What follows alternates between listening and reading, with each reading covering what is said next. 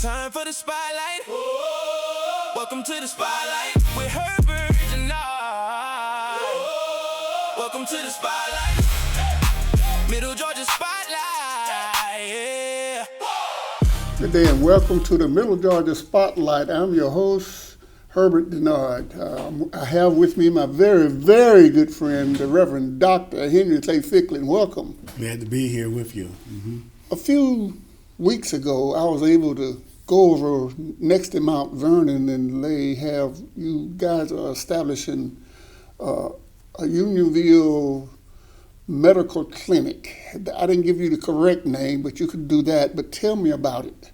Well, we for many years have been noticing situation with people in the Unionville area, not only in the Unionville area, but making all over, especially low income to moderate income people who don't have the wealth and the necessary funds to provide good health care for themselves.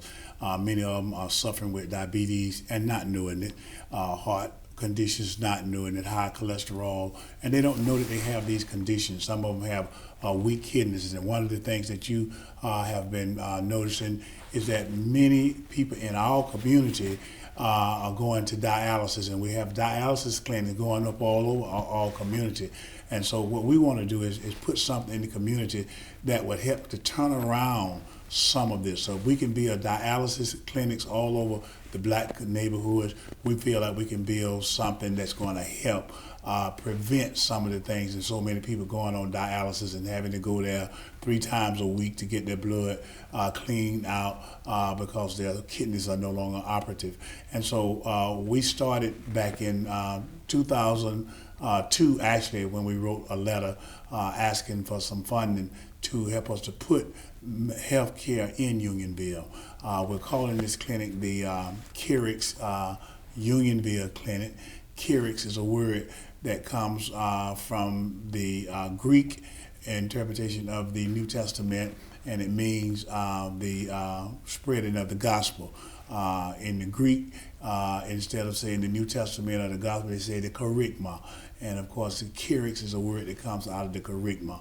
And of course, because I like that word, and I started a ministry rather than calling it Logos or some of the other names that are more familiar than the word Kerix. I call it the Kerix Ministries, and of course the Kerix Ministry does a lot of things. We help feed people, we clothe people, we help people who have been having difficulties paying their rent and their utilities. We've been doing that for years and years and years. And so we were approached by a group, at least the mayor's office was approached by a group of medical students from Mercer Medical School. And of course, they wanted to have a club that they had come into a low-income community and provide health services. And this hit a niche.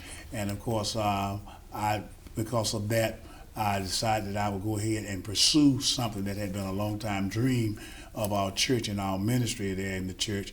And of course, we applied for some congressionally directed funds from Congressman Sanford Bishop, yes, and of course he approved those funds, and of course then with the AARP funds we were able to negotiate with the mayor to give us some AARP funds so that we could go ahead and begin the process. And we were very happy on March the 20th to break ground that finally there was some realization coming into fruition about a clinic being in Unionville. We've been asking even very recently why in Unionville.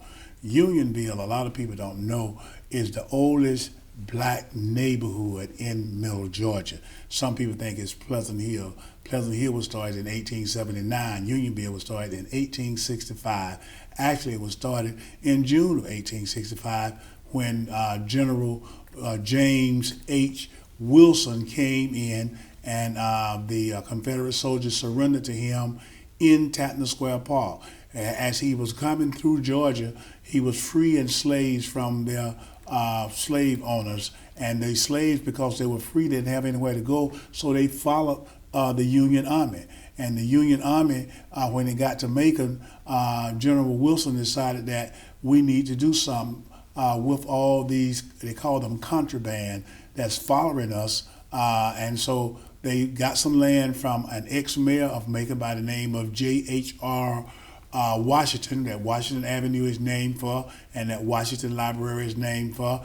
And he had a lot of land, and they took some of that land. They called it Washington Heights, and that was the official name of it. But the people who lived there, the black people who had been given those homesteads, they knew that the Union Army had given them that land, was the reason they had that land, so they called it Unionville. That's an absolutely amazing story. Tell me this, how big will this clinic be? It will be... in square feet, if you remember. I think it's 12,000 square feet. And how... 1,200, I think, 1,200 square feet. Mm-hmm. How long before you think it'll be operational? Well, we're hoping it's moving quite quickly. They're putting the walls up now. They'll soon have the roof up. And we'll be starting doing all this kind of things that needs to be done on the inside. And of course, we're applying for grants all over to try to get something to be operational.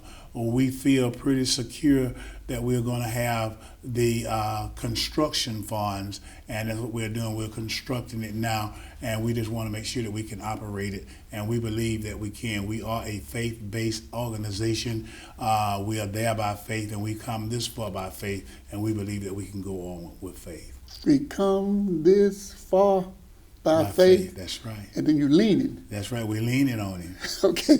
Let me ask you this. Once they're open, would doctors be in there? Yeah, a medical student cannot do anything unless they're under the supervision of a doctor. Doctors have to have what is called CMEs, which is continuing medical education, and they have to have 10 hours every year. And if they volunteer at a clinic such as the clinic in Unionville, they get, for 4 hours, they get 1 hour of CMEs. And so we feel that when we put that proposal out there, that there will be doctors as well as nurse practitioners who will be able to come there, volunteer for 4 hours, and receive their credit for their continuing education, as well as supervise those medical students who will be there at the clinic. Will you be in some way working with the Mercer University's medical school? Yeah, we're working with the medical school. The dean, their dean, Dr. Jean Sumner, who is just a wonderful person. She has ensured us that she will always have medical students there. And you know, they're going into a whole different phase with the school, because they're building a brand new building as well. And so there will be many medical students coming here, and we feel that it's going to improve the health of the Unionville neighborhood, not only the Unionville neighborhood, but low to moderate income people all over middle Georgia, because a lot of times people don't have health care. They don't know that they have diabetes. They don't know that they have high blood pressure. And we have so many people who are passing away that these things, these chronic kind of disease, could be managed well. Then perhaps their lives would extend longer. And that's what our aim is, to help people to live a better life. And we think that this clinic is going to be one of the things that will impact their lives in such a way that they can live healthier lives. So if a person is, I'm just a hypothetical, person is sick and they're trying to check out on themselves, they don't have insurance. Some of them don't have insurance. And a lot of them don't have insurance. So when they come there, what would they get? This is a free clinic. Now there are some clinics that they are looking for your Medicaid and your Medicare and all this right here. We are not looking for that. But if they have it, you could get it? No, they go somewhere else to pay that. But this is a free clinic. A free clinic means that the services there will be offered free to the individuals who need them on a need basis. The doctors are volunteering, and we're hoping and praying that there will be resources coming in for the supplies that are needed. And there are places all over the United States that offers free health services to people who cannot afford it. And do they have any like that in Georgia? I think that there are some in Georgia. I think there's maybe one in Atlanta. where there's free service. Then there is a roving free medical clinic that it opens up in different parts of the country at different times. And when they open, it's just flooded with people who have conditions that they need a doctor to see them with, and because they didn't have health care or any other resources, they're there, and the lines are very long. Is there, suppose somebody like me, I'm not rich, but I'm not poor. Will it be available for me, or is there a line where if you make it X number of dollars, you can't get? No, this is a free clinic, and free means free. That's interesting. How did the Reverend Dr. Henry C. Ficklin, and I guess you told me, come up with this, and I think it's absolutely wonderful and marvelous, where a person could go there, and the blood pressure and diabetes is rampant in the black community. Of course. And you'll have this operational when? How long from now? Well, we're hoping. Tell me how long. Somebody said not long. It's not long, but we're hoping to be operational within the next few months, hopefully by the first of the year at least. We want to have everything in place, be able to offer free services to people. And then there are some, we've heard of a lot about Peyton Anderson, but he had an uncle by the name of W.T. Anderson, who in his will, he specifically pointed out that his money was to go to help the health condition of black people.